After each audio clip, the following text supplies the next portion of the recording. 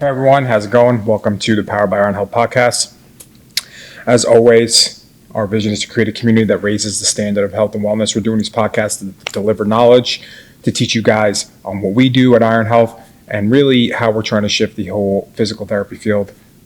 It's important that you get educated on what's out there just so you know what to choose and you go to the place that's best for you.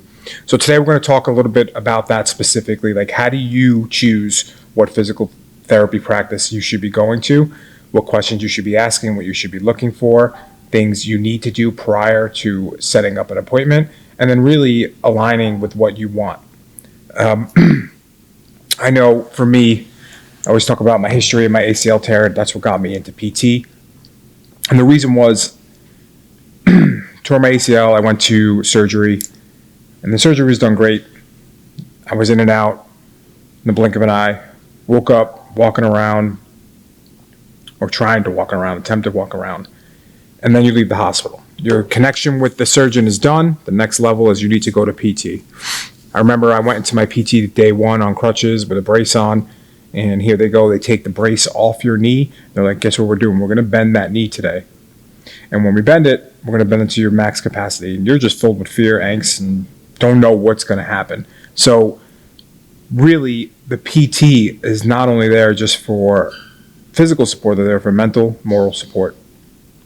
And throughout my process when I was at PT, I was like, damn, I could do this. You can help people get from being in pain to really getting back to doing what they do. My goal was to play football. And around 6 months, 7 months of doing high intensity physical therapy, I went from barely being able to walk to running, sprinting, cutting, and able to play football again. And that's when I realized that I wanted to be a PT, right? And there was a couple things that set that place apart than anywhere else.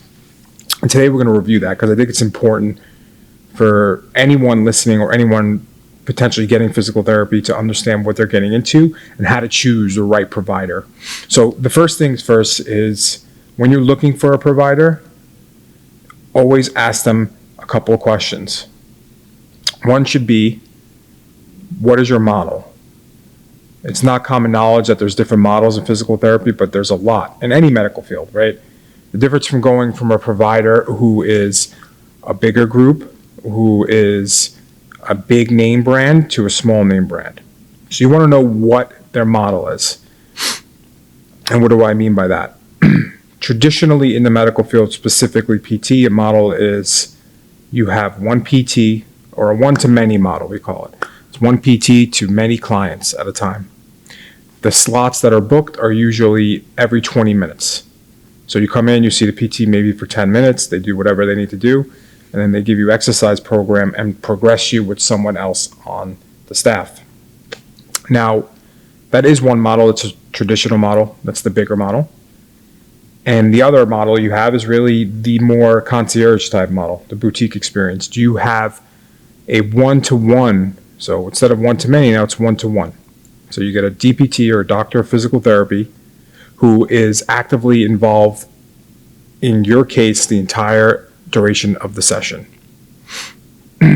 Know which model you want to go to and what you want to prefer, because it's very important.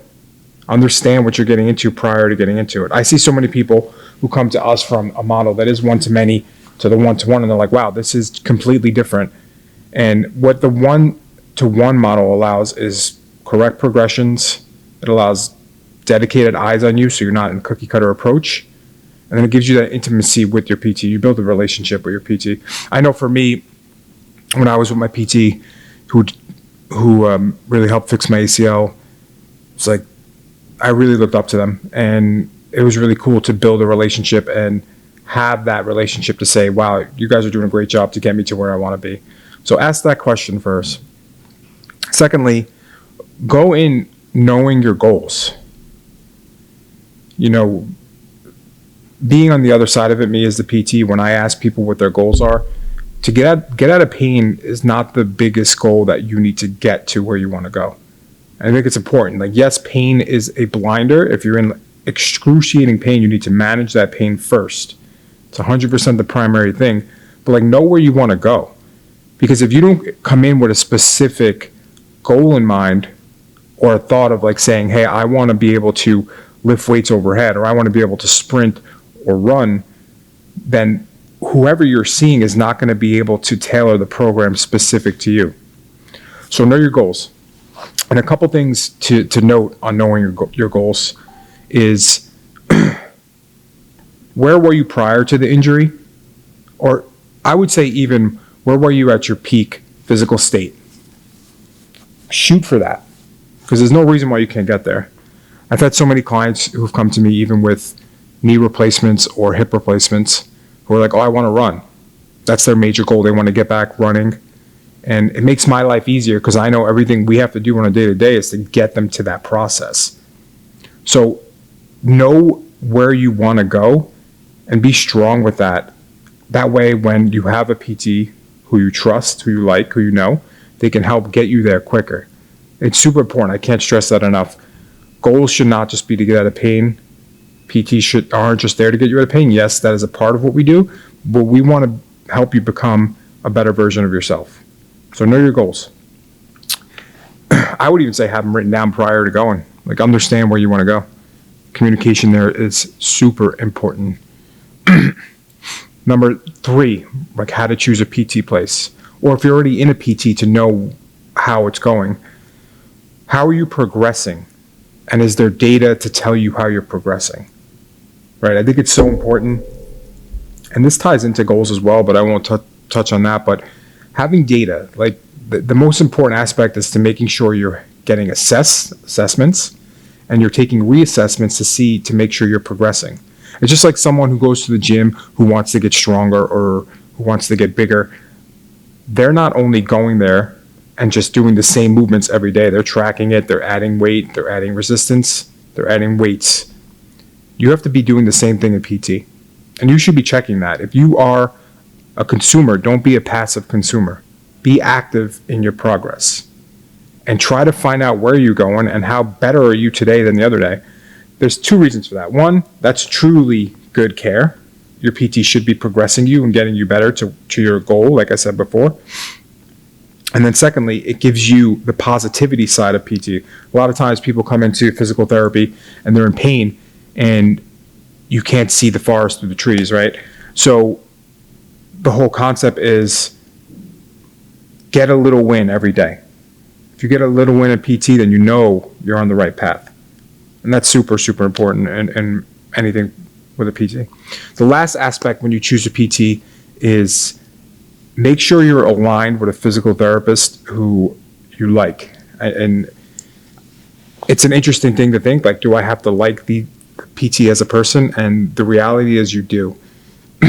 PT is not like an MD or a medical doctor where they just see you and send you on your way, or a surgeon who spends more time with you under anesthesia than actually awake.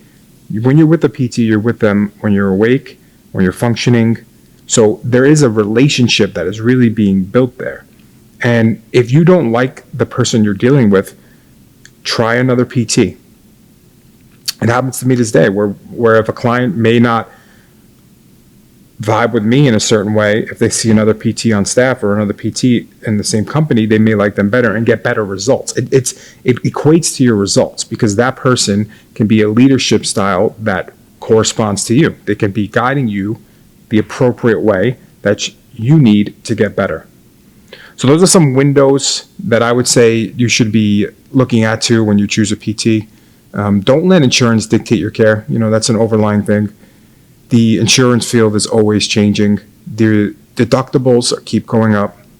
Reimbursements keep going down. So it's going to be harder and harder for PTs to be based on quality. So if you truly want to get better, you truly have a goal, make sure you're choosing someone that aligns with you and not what your insurance pays. That's an overlying arching principle, and I can't hammer that away. For us at Iron Health, we really want to create a community that raises the standard of health and wellness, and sometimes that means people have to pay out of pocket because insurance does not care about raising the standard. They care about the bottom line. So if you're looking for a PT, take those with a grain of salt, start making calls, making connections, seeing what's out there. Thanks for watching.